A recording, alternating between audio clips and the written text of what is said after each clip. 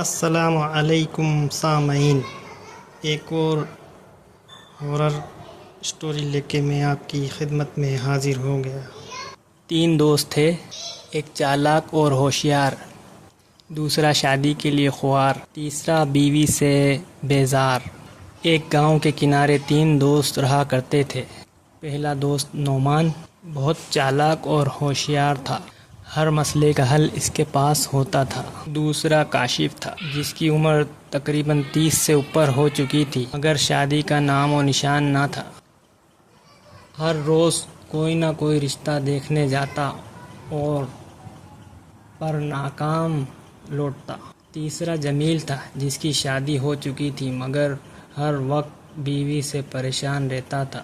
دوستوں سے کہتا، یار تم لوگ شادی کے پیچھے بھاگ رہے ہو اور میں شادی سے بھاگ رہا ہوں۔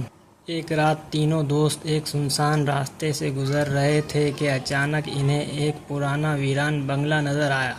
بنگلے کے دروازے پر خون جیسے سرخ رنگ سے لکھا تھا، جو اندر آیا وہ اپنی سب سے بڑی خواہش یا سب سے بڑی ڈر سے ملے گا۔ کاشف فوراً بولا، اندر میری دلہن مل گئی تو؟ جمیل نے ہنستے ہوئے کہا، اگر میری بیوی کی 2 کاپیاں مل گئی تو؟ نعمان نے کہا، خاموش رہو، کچھ گڑبڑ لگ رہی ہے۔ تینوں اندر داخل ہوئے۔ اچانک اندھیرے میں ایک عجیب سی عورت نمودار ہوئی، لمبے کالے بال، سفید کپڑے اور سرخ آنکھیں۔ وہ سیدھا کاشف کے سامنے آئی، بولی، میں تمہاری دلہن ہوں۔ کاشف خوشی سے اچھل پڑا، مگر اگلے ہی لمحے عورت نے خوفناک قہقہا لگایا اور اس کا چہرہ چڑیل میں بدل گیا۔ کاشف چیخا، نعمان، دلہن کینسل، دلہن کینسل۔ تینوں جان بچا کر بھاگے، مگر ایک کمرے میں پہنچتے ہی جمیل رک گیا۔ سامنے اس نے اپنی بیوی جیسی 10 عورتیں کھڑی دیکھیں، سب ایک ساتھ بولیں، آج دیر سے کیوں آئے؟ جمیل کی ایسی چیخ نکلی کہ پورا بنگلہ ہل گیا۔ نعمان فوراً سمجھ گیا کہ یہ بنگلہ لوگوں کو ڈر اور خواہشات سے کھیلتا ہے۔ اس نے جیب سے آئینہ نکالا اور چڑیل کے سامنے کر دیا۔ چڑیل نے اپنا اصل خوفناک چہرہ دیکھا تو زور سے چیخی، پورے بنگلے کانپ اٹھے، دیواریں گرنے لگیں اور تینوں دوست باہر کی طرف دوڑے۔ باہر نکلتے ہی بنگلہ دھن سے غائب ہو گیا، جیسے کبھی تھا ہی نہیں۔ کاشف نے کانپتے ہوئے کہا، اب میں شادی کے لیے اتنا خوار نہیں ہوں گا۔ جمیل نے کہا، اور میں بیوی کی قدر کروں گا، کم از کم ایک ہی ہے۔ نعمان ہنس کر بولا، آج تم دونوں کو سمجھ آ گیا کہ انسان کا سب سے بڑا بھوت اس کا خوف ہوتا ہے۔ تینوں دوست بھاگتے بھاگتے گاؤں پہنچ گئے، مگر انہیں لگا کہ اب سب کچھ ختم ہو چکا ہے۔ اگلی صبح جب کاشف سو کر اٹھا تو اس کے موبائل پر ایک نامعلوم نمبر سے پیغام آیا، دلہن پسند آئی یا نہیں؟ کاشف کا رنگ زرد پڑ گیا۔ اس نے فوراً نمبر بلاک کر دیا۔ ادھر جمیل ناشتہ کر رہا تھا کہ اچانک اس کی بیوی بولی، ویسے کل رات تم کہاں گئے تھے؟ جمیل کے ہاتھ سے چائے کا کپ گر گیا، کیونکہ یہی الفاظ کل رات بنگلے میں موجود ان 10 عورتوں نے بھی کہے تھے۔ شام کو تینوں دوست دوبارہ ملے۔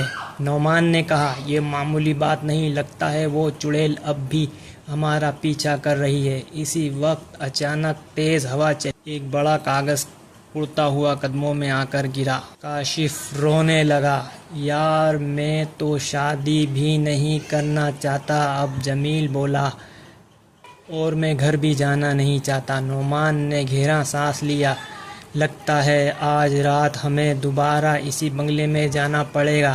رات 12 بجے تینوں ٹارچ لے کر دوبارہ اسی جگہ پہنچے، مگر اس بار بنگلہ بہت زیادہ خوفناک تھا۔ بالکونی میں وہی لمبے بال والی چڑیل کھڑی تھی، مگر اب اس کے ساتھ 2 اور سائے بھی تھے، اور جب ٹارچ کی روشنی ان پر پڑی تو تینوں دوستوں کے ہوش اڑ گئے، کیونکہ وہ سائے بالکل انہی تینوں کے شکل کے تھے۔ چڑیل خوفناک ہنسی اور بولی، آج اصل اور نقل کا فیصلہ ہوگا۔ چڑیل کی آواز پورے بنگلے میں گونج اٹھی، آج اصل اور نقل کا فیصلہ ہوگا۔ اچانک تینوں کے ہم شکل سائے آگے بڑھے۔ نعمان، کاشف اور جمیل حیرت سے انہیں دیکھتے رہے۔ وہ بالکل انہی کی طرح تھے، حتیٰ کہ آواز بھی ایک جیسی تھی۔ ایک سائے نے ہنس کر کہا، اب تمہاری زندگی ہماری ہوگی۔ اچانک پورا بنگلہ اندھیرے میں ڈوب گیا، صرف چڑیل کی آنکھیں سرخ رنگ سے چمک رہی تھیں۔ کاشف کو احساس ہوا کہ معاملہ اس کی عقل سے بڑا ہے۔ تبھی دیواروں سے چیخوں کی آوازیں آنے لگیں۔ ایسا لگ رہا تھا جیسے سینکڑوں لوگ برسوں سے اس بنگلے میں قید ہوں۔ چڑیل نے ہاتھ اٹھایا، زمین پھٹنے لگی، سایہ آہستہ آہستہ تینوں دوستوں کی طرف بڑھنے لگا۔ جیسے ہی ایک سایہ نعمان کی قریب پہنچا، کسی نے اچانک اس کا ہاتھ پکڑ لیا۔ فوراً ہی نعمان کے دماغ میں خوفناک تصویروں والی سوچ چلنے لگی۔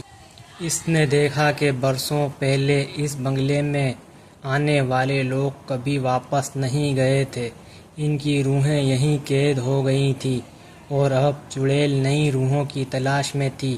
نعمان چیخا، یہ ہم شکل نہیں ہے، یہ ان لوگوں کی روحیں ہیں جنہیں چڑیل نے مار دیا ہے۔ اچانک ایک زوردار دھماکہ ہوا، چھت سے باہر پرانی لکڑی ٹوٹ کر گری۔ کاشف اور جمیل الگ ہو گئے، اندھیرے میں صرف چیخیں سنائی دے رہی تھیں۔ کاشف دوڑتے دوڑتے ایک کمرے میں جا گھسا، وہاں ایک پرانا آئینہ تھا۔ اس نے آئینے میں دیکھا تو اس کے پیچھے وہی دلہن کھڑی تھی جیسے وہ ہمیشہ اپنے خوابوں میں دیکھتا تھا۔ وہ مسکرا کر بولی، میرے پاس آؤ۔ کاشف نے بے اختیار اس کے آگے بڑھنے لگا، مگر اچانک دلہن کا چہرہ پھٹ گیا، اس کی آنکھوں سے خون بہنے لگا اور وہ خوفناک چڑیل میں بدل گئی۔ کاشف کی دل دہلانے والی چیخ پورے بنگلے میں گونج گئی۔ دوسری طرف جمیل ایک کمرے میں پہنچا جہاں درجنوں عورتیں کھڑی تھیں، سب کی شکل اس کی بیوی جیسی تھی۔ وہ بیک وقت بولی، اب ہمیشہ ہمارے ساتھ رہو۔ جمیل خوف سے بے ہوش ہو گیا۔ ادھر نعمان آخری بار چڑیل کے سامنے کھڑا تھا۔